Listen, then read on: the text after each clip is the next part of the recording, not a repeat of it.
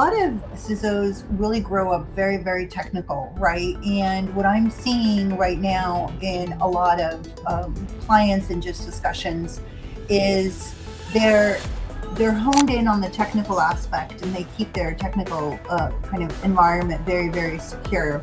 But what they don't want to do, and they've never had the right exposure to, is the GRC piece, the paper pushing piece, the collecting the evidence, the doing the process, the gathering, evidence for controls that maybe are a little outside of their environment, maybe the vendor management group or the legal group or the finance group, right?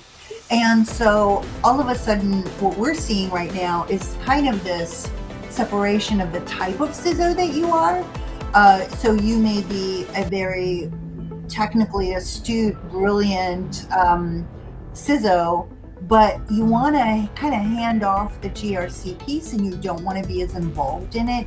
And we're seeing that kind of more and more. I mean, I think that's part of the reason why we kind of constructed compliance management as a service, because the CISOs that bring us in kind of hand it over to us and say, that part I don't really want to do about it. Now, in theory, it should be that one function, right?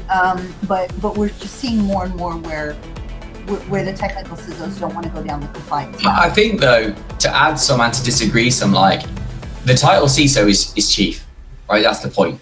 It's an executive role, whether it's a VP, a head of, whatever you call it, it's an executive role.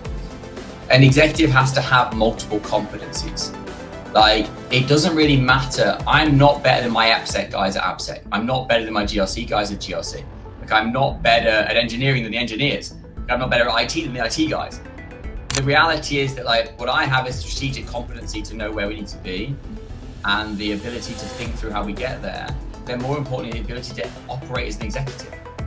Like, I think when we talk about CISOs, technical versus non-technical or commercial versus non-commercial, like, we're just getting a bit mixed up in general.